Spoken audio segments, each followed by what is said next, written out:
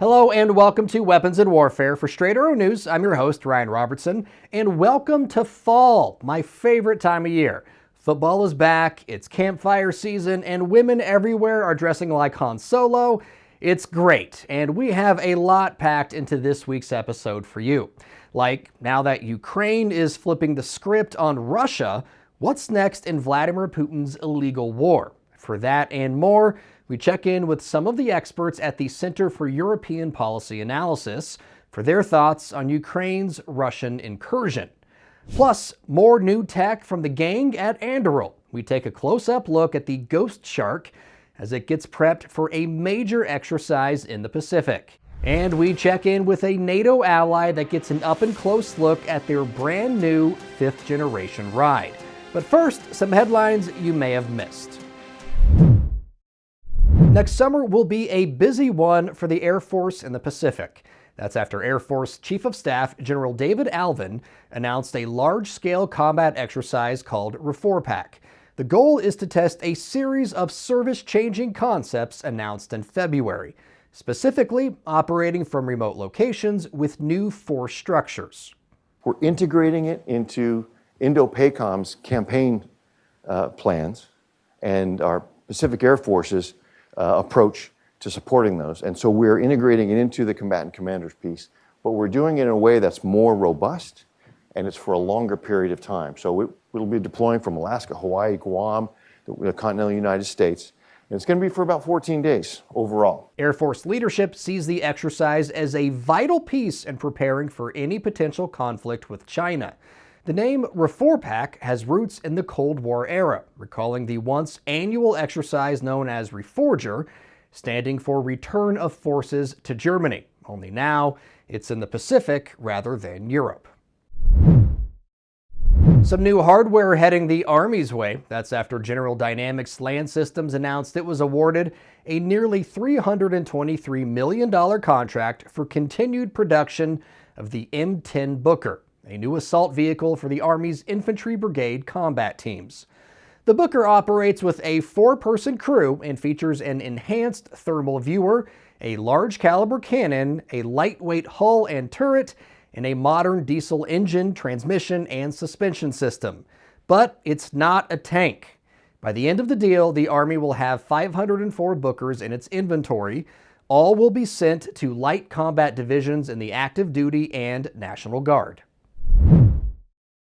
Finally, some history was made when Army First Lieutenant Mackenzie Corcoran, a Hawaii-based combat engineer, became triple-tabbed after completing 3 of the Army's most demanding courses: Ranger School, Sapper School, and a Hawaii-based Jungle course.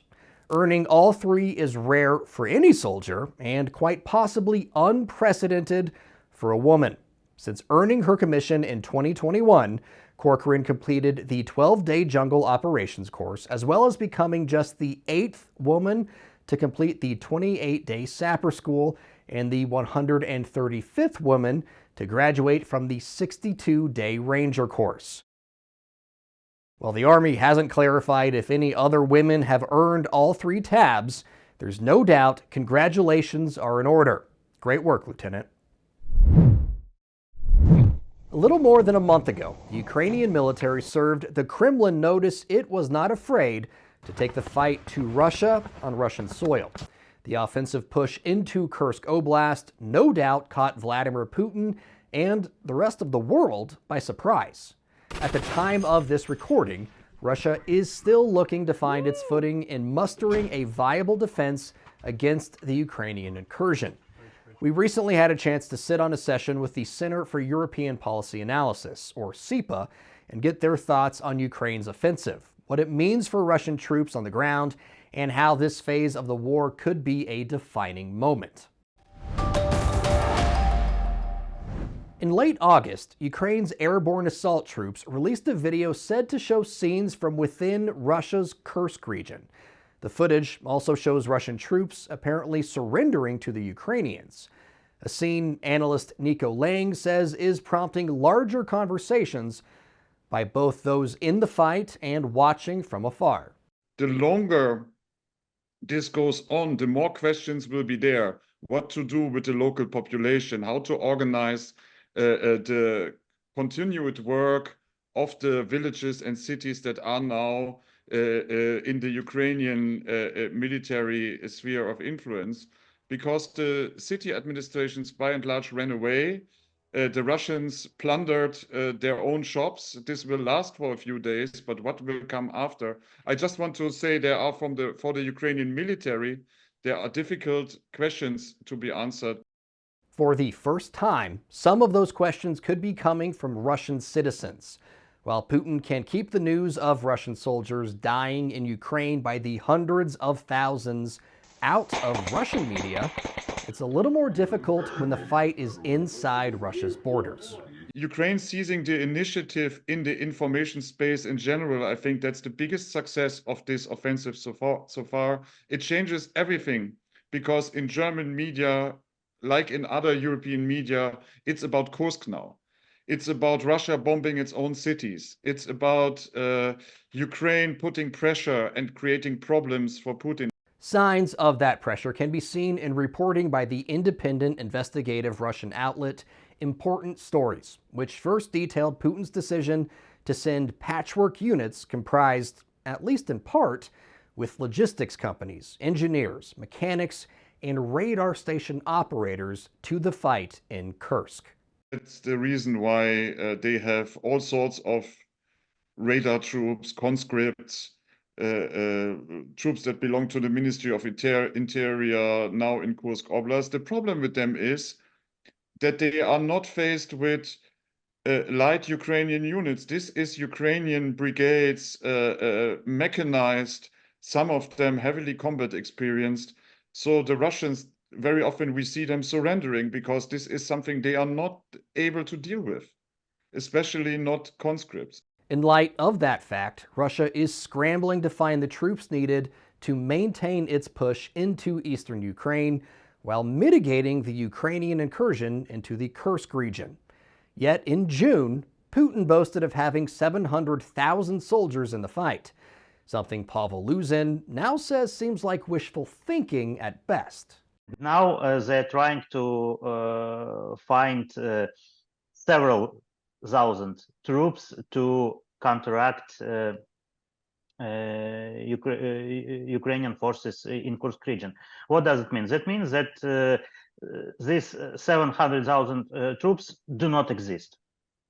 And that means Russia faces a lack of manpower. And still, after more than 900 days of war, neither side is showing any sign of letting up or moving closer to the negotiating table. So what will be the next pressure point? If things hold as they are, it's likely weather will be a factor. In particular, winter weather.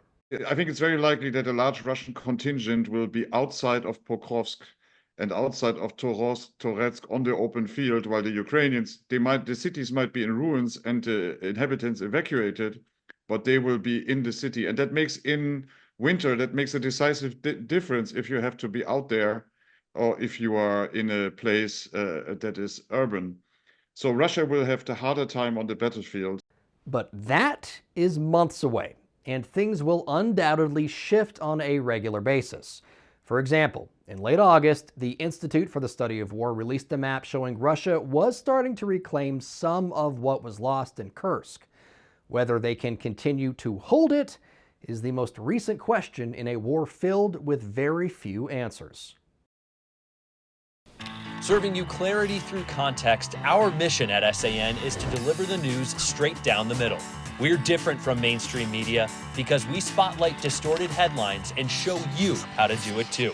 Discover stories that right and left-leaning outlets are choosing not to cover by using our Media Mist tool.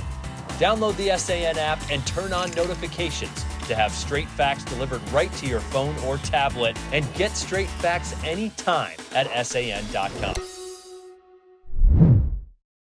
In terms of things people are afraid of, ghosts and sharks are most certainly on a lot of short lists. Now, I don't know if that's what defense contractor Anduril had in mind when it came to naming their advanced extra-large autonomous undersea vehicle, but it certainly caught our eye. and that's why it's our weapon of the week.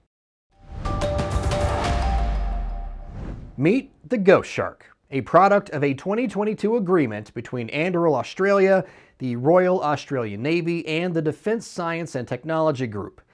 The goal is to develop an underwater drone capable of providing a variety of mission sets, chief among which is surveillance. And if the name isn't scary, its capabilities likely will be. While specifics have not yet been provided, we do know the Ghost Shark is based on the Dive LD submersible, developed by Dive Technologies and subsequently acquired by Anduril. For reference, the Dive LD can run autonomously underwater for 10 days and can reach depths of nearly 20,000 feet. Anduril is using technology from its proprietary AUV capability and its Lattice AI-powered software platform to develop Ghost Shark. Make no mistake, extra-large autonomous undersea vessels will be a game changer. They will provide militaries with a persistent option for the delivery of underwater effects in high-risk environments, complementing our existing crewed ships and submarines, as well as our future uncrewed surface vessels. Designed to support subsea maritime missions anywhere in the world, the Ghost Shark is a modular, multi-purpose platform that can adapt to mission needs and serve as a force multiplier. The reason that we need new and emerging technologies is so that we can create strategic surprise, but also so that we can avoid strategic surprise. With an initial order of 3 prototypes to be built over 3 years, the first Ghost Shark was delivered ahead of schedule and on budget. And now, the second prototype has arrived in the US. An arrival that coincided with the Rim of the Pacific exercise, also known as RIMPAC. According to the US Navy, it is one of the world's largest maritime exercises held biannually near the Hawaiian Islands to ensure the safety of sea lanes and security on the world's oceans. According to Anduril, having a second Ghost Shark will also grow the test envelope for the platform because the company has one Ghost Shark on each side of the Pacific, which are also available for collaborations with other companies or entities. And ask any scientist, the more data points you can get, the better. All in, it adds up to a development that should make the Ghost Shark plenty scary for any would-be adversary. Time now for Comms Check, and in April, Weapons and Warfare was fortunate enough to go behind the scenes at the Lockheed Martin F-35 assembly facility in Fort Worth, Texas, to see how America's premier fighter jet was put together. It's a story we were able to bring you in July. One thing we saw but were not able to tell you about or show you was Poland's first F-35 during its assembly. Well, as the saying goes, good things come to those who wait. On August 28th, Poland's Air Force and the world got a look at its new 5th-generation fighter. 4 years after inking a deal worth $4.6 billion, the first of Poland's 32 F-35As rolled off the line. While the U.S. calls the F-35 the Lightning II, Poland is going with the Hussarge, meaning hussar, drawing inspiration from their cavalry units that were active from the 16th century to the early 18th century. Even though the deal was done 2 years before Russia's full-blown invasion of Ukraine, Poland, like the rest of the world, watched in 2014 as Russia first invaded Crimea, a fact not lost on one of Poland's deputy national defense ministers, Cesar Tomczyk. Poland is the only country in the world that shares the common borders at the same time with Russia, with Ukraine, and with Belarus. To keep the borders unchanged, we need the best equipment, the best capability, and the best friends. According to a release from Lockheed Martin, the first aircraft, designated AZ-01, will be delivered to the Polish Air Force in December and will be based at Ebbing Air National Guard Base in Arkansas, where Poland will be the first international customer to conduct F-35 pilot training as more of Poland's F-35s roll off the line.